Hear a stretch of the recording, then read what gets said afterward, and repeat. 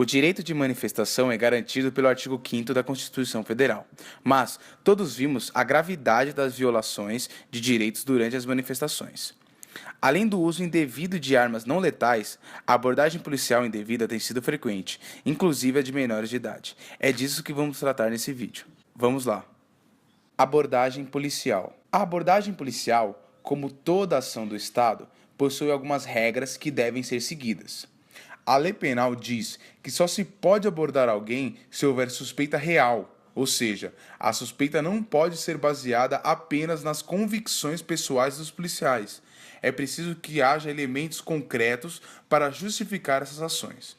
Por exemplo, se o policial fizer uma abordagem apenas porque a pessoa está vestindo um capuz, portando um spray, a abordagem é abusiva e, portanto, ilegal.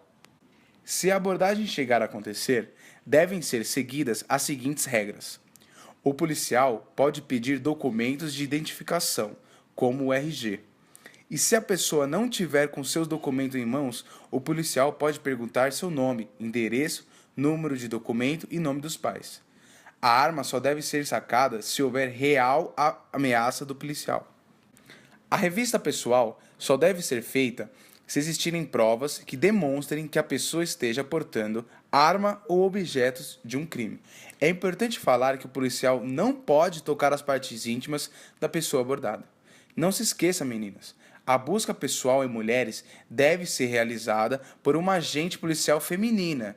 Exceção a essa regra é nos casos em que não haja agente de mulheres na abordagem e sua vinda ao local atrasa o procedimento. Se a abordagem for abusiva, você tem o direito de solicitar a identificação do policial e saber os motivos da abordagem. Como a gente sabe que a realidade é diferente do direito, recomendamos que essas perguntas sejam feitas ao final de forma calma. Sempre note se o policial está usando a identificação, pois ela é obrigatória. Um tema que merece atenção é o crime de desacato. Desacatar é a ação de ofender, humilhar ou agredir o policial, por qualquer forma agressiva ou humilhante. Por essa razão, ao longo do vídeo demos tanta importância para que se mantivesse a calma e a paciência durante a abordagem. Um grito ou um xingamento já podem justificar para os policiais uma ida à delegacia por desacato. Detenção. Supondo que você não fez nada durante a manifestação, mas o policial sem motivos quer te levar para a delegacia, ou mesmo se você deu uma vacilada e foi pego cometendo um ato ilegal ou participando dele, agora vamos tentar te ajudar com essa situação. Bom, primeiramente, o que vai acontecer depende muito da sua idade. Se você tem até 12 anos, saiba que você não poderá ser preso em flagrante. Isso porque não é considerado crime. O máximo que pode ocorrer é você ser levado para o Conselho Tutelar ou ao Juizado da Infância e Juventude para registrar o ocorrido. Se você for um adolescente de 12 a 18 anos, há a possibilidade de você ser preso em flagrante por qualquer ilícito da lei penal, que no caso é considerado ato infracional. Essa prisão deve seguir as condições presentes no ECA. Se houver dúvidas sobre a sua idade e a você afirmar ser menor de idade, o policial deve tratá-lo como menor de idade até que se prove o contrário. Para que sua idade seja verificada, não é permitido qualquer constrangimento. Importante: o ECA veda a divulgação de imagens, nome, apelido, nome dos familiares, residência e até mesmo as iniciais de seu nome. Caso algum meio de comunicação vaze seus dados, eles poderão ser responsabilizados por isso. Sobre os procedimentos na delegacia, vamos ouvir Fernanda Baleira, defensora pública do Estado de São Paulo. Bom, então se o adolescente for levado para a delegacia, ele tem direito sempre a estar acompanhado pelo seu responsável e ter a presença de um defensor ou advogado. Então pode, se não tiver condições de ter um advogado, pode acionar a defensoria através do celular do plantão. E antes de qualquer declaração que a ser dada para o delegado, o ideal é que esse adolescente se entreviste, converse reservadamente, não pode ser na presença de nenhum policial com o defensor ou advogado. Nesse momento ele tem o direito, ele pode escolher entre dar a versão dele ou ficar em silêncio.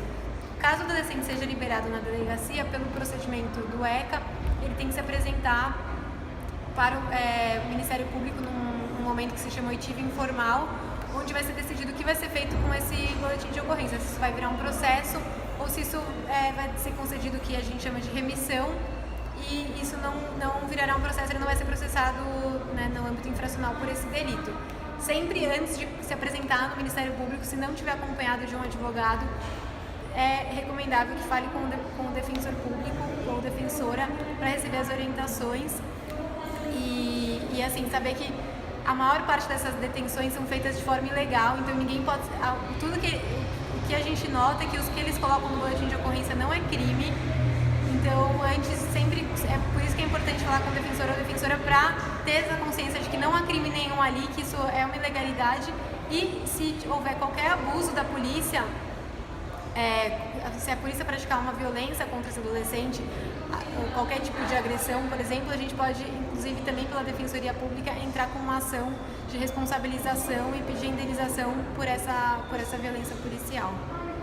Denúncia de abusos.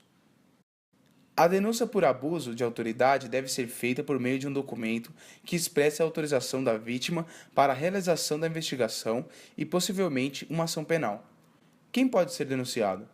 Pode ser denunciado qualquer funcionário público que cometa abusos tanto nas abordagens policiais, manifestações, como em outras situações. O que pode ser denunciado? Qualquer tipo de abuso cometido pela autoridade. O abuso pode ser qualquer ato que viole os direitos, seja por excesso ou pelos meios usados.